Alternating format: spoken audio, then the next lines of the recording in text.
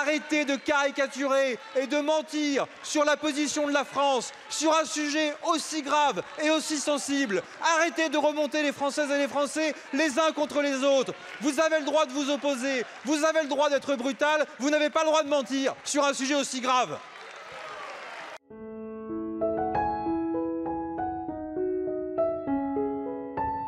Votre présence devant nous est un affront à la démocratie. Vous avez déjà été censuré 2 fois par cette Assemblée comme membre des gouvernements Barnier puis Bayrou, et pourtant vous voilà consacré Premier ministre. Le 3e locataire de Matignon en moins d'1 an, contrat court, bail précaire, le macronisme face à lui-même. Devenu Premier ministre comme on entre dans les ordres, parti lundi soi-disant en dernier des gaullistes, revenu vendredi en dernier des fidèles, vous voilà ici sous la contrainte du chef. Dans l'intervalle, arrangements et tambouilles secrètes rythmées par les défections de votre clan, les ambitions médiocres d'un parti assis sur 4% des voix et de quelques figurants dont la vocation d'une semaine a semblé être de sauver à tout prix la politique de Macron qui a tant fait souffrir notre pays. Votre présence le confirme à vos dépens. Emmanuel Macron est un cas désespéré. Votre nomination est l'aveu même de l'entêtement du président. Mais pour comprendre, il faut revenir aux origines. Il n'est pas d'éruption volcanique sans fissure dans la couche terrestre, comme il n'est pas de séisme politique sans fracture avec le peuple. En 2022, Emmanuel Macron proclame « Ce vote m'oblige » avant de violenter la nation avec une réforme des retraites empoisonnée. En 2024, Emmanuel Macron perd les élections européennes. Il réplique par la grenade dégoupillée de la dissolution. Retour à l'envoyeur, Emmanuel Macron perd à nouveau les élections. Depuis, malgré les contestations et le mouvement social, le président nie délibérément le verdict des urnes. 3 premiers ministres plus tard, vous voilà tentant de sauver ce qui peut l'être sans même les apparences. Oui, en politique comme en géologie, chaque secousse contient la précédente et chaque fracture agrandit celle qui suit. Après ces dénis démocratiques, quelle ironie de vous entendre parler de responsabilité, de compromis et de stabilité. Dans votre langage, le compromis consiste à rallier votre position comme si vous étiez le centre de gravité du champ politique. Il faudrait vous remercier pour l'année blanche, la baisse des remboursements pour les malades atteints de cancer, le doublement des franchises médicales et le refus de l'ISF. Merci, mais non merci. La responsabilité serait de donner un sursis à une politique battue dans les urnes et la stabilité imposerait de céder aux caprices du président. À cet égard, vous avez raison. Il n'y a rien de plus stable qu'un régime autoritaire. Vous parlez encore de socle, quand le sol se dérobe sous vos pieds. Les 2 anciens premiers ministres, Édouard Philippe et Gabriel Attal, pourtant sortis de la cuisse de Jupiter, l'ont bien compris. Sauf qui peut, il ne fait pas bon être assimilé de près ou de loin à Emmanuel Macron. Car nous assistons depuis 1 an à une contradiction entre la volonté générale et la volonté d'un seul.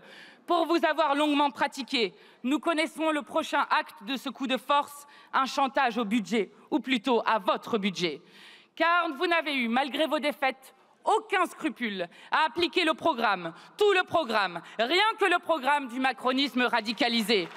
Sauf que le peuple ne veut plus de votre politique. 3/4 des Français souhaitent le départ du président.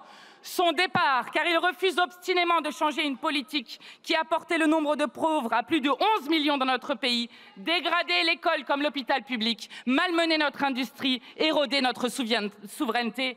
Ça ne tient plus. Jusqu'aux associations qui sonnent l'alerte, ça ne tient plus parce que vous êtes le pouvoir qui rogne les libertés associatives et qui baisse les subventions. Monsieur le Premier ministre, plus personne ne croit en vous, car nous vous avons déjà vu à l'œuvre. Vous êtes le seul homme du pays à avoir participé à tous les gouvernements d'Emmanuel Macron, tous sans exception. Depuis 2017, c'est votre haine de classe qui s'est abattue sur le pays. C'est vous qui avez déployé le GIGN et le RAID contre le peuple guadeloupéen en lutte pour le droit à l'eau et à la santé. C'est encore vous qui avez imposé la date du 3e référendum en Kanaki, Nouvelle-Calédonie, rompant ainsi un processus de 40 ans de paix civile et de décolonisation. Votre passage en force sur le dégel du corps électoral aura causé 15 morts et l'effondrement économique et social du territoire. C'est vous, toujours, qui avez enterré les revendications des Gilets jaunes. Vous avez fait du peuple votre ennemi. Vous incarnez surtout, Monsieur le Premier ministre, la complicité de la France avec le génocide mené par Netanyahou contre le peuple palestinien. Vous avez menti en affirmant que la France ne livrait aucune arme à Israël. C'est le peuple de France qui vous a contraint à la plus minime des décences, reconnaître l'État de Palestine qui agonise par l'abandon du monde. C'est le peuple qui sauve l'honneur de la France en brandissant le drapeau palestinien partout. C'est le peuple lui-même qui est parti prendre la mer pour briser le blocus illégal de Gaza. Mais au-delà de votre parcours, vos actes parlent d'eux-mêmes. Votre premier déplacement aura été à l'hôpital pour expliquer que les problèmes budgétaires du pays sont dus au trop d'argent mis dans l'hôpital public. Les soignants épuisés et les patients abandonnés apprécieront cette saillie venant de ceux qui ont fermé 30 000 lits en 8 ans. Votre première décision aura été de nommer 2 hauts fonctionnaires pour démanteler l'État, la même méthode que Trump et Milei en Argentine, qui, avec sa tronçonneuse, a mené son pays à la faillite. Piller les caisses de l'État pour engraisser le grand patronat, ça ne marche jamais longtemps. La logique des insoumis a toujours été la même. Nous ne participerons pas à votre sauvetage. Nous avons compris qu'Emmanuel Macron ne changera pas de politique aussi longtemps qu'il restera au pouvoir. À cet égard, la crise que nous traversons ne connaîtra pas de retour à la normale. Le présidentialisme est crépusculaire. Emmanuel Macron a, sans l'aide de quiconque, abîmé sa fonction et épuisé les institutions de la Ve République. En organisant l'irresponsabilité d'un homme qui ne cesse de rejeter sur les autres les conséquences de cet acte, notre Constitution permet toutes les dérives autoritaires, les caprices et combines d'un seul homme à qui elle confie les pleins pouvoirs. Mais dans les méandres de ces errements, le président nous a livré un aveu. De qui a-t-il donc le plus à craindre, lui qui tremble à l'idée de voir sa politique démantelée? On apprend ici et là qu'Emmanuel Macron, au soir du premier tour des élections législatives, manigançait, espérant voir l'extrême droite en tête. Il pensait alors que les fondamentaux de sa politique seraient poursuivis par d'autres moyens, à l'inverse de ce qu'il pouvait espérer de nous. Le système et son assurance vie, la loi de l'attraction ne trompe pas. N'en déplaise aux frontistes ridicules qui pleurnichent toute la journée sur une prétendue alliance, sur un scrutin qui leur aurait été volé. Apprenez la démocratie élémentaire. Vous avez perdu les élections car les Français ne voulaient pas de vous. Gardez plutôt votre énergie pour vos procès. Et expliquez-nous plutôt, vous, Madame Le Pen, qui n'est pas là, vous voulez abroger la retraite à 64 ans ou la repousser à 67 ans comme votre ami Ciotti, ou peut-être la reporter à 65 ans comme la droite à qui vous faites du pied.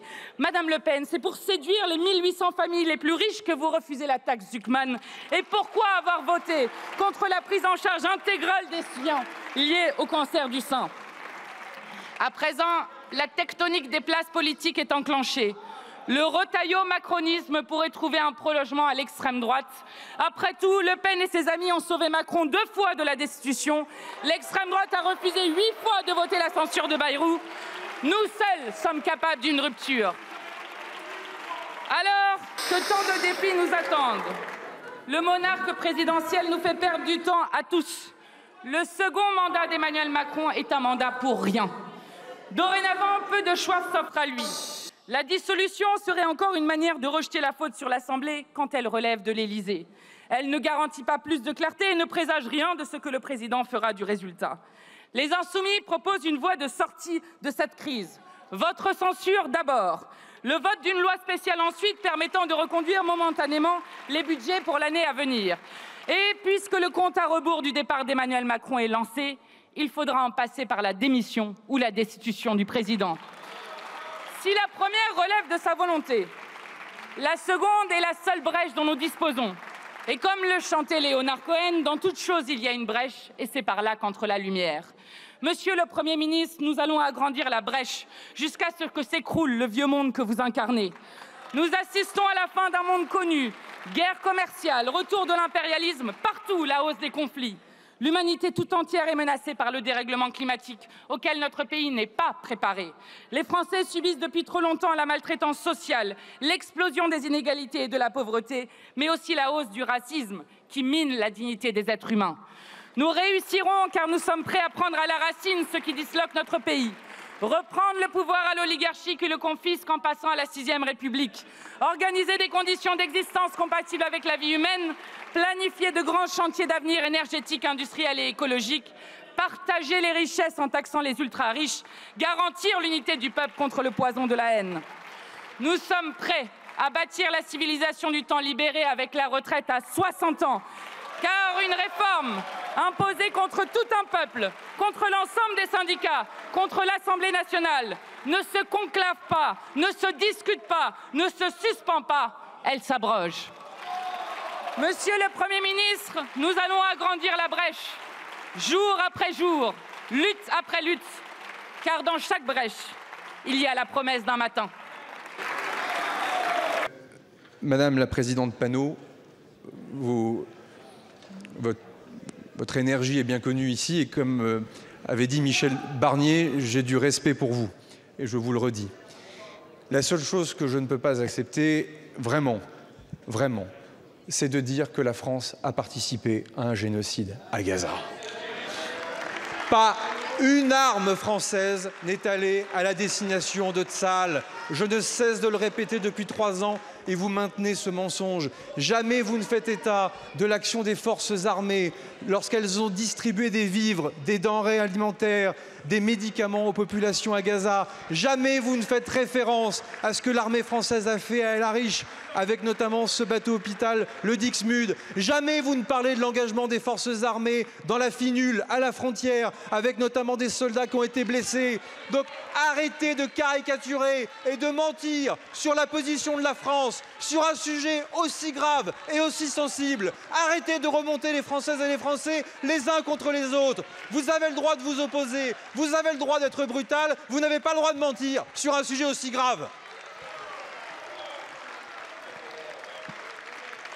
C'est une question de dignité. Et c'est pour la République. Pour conclure, et j'aurai l'occasion d'être à la disposition du Parlement autant qu'il le faudra avec l'ensemble des ministres. Moi, je souhaite que le débat soit le plus franc possible.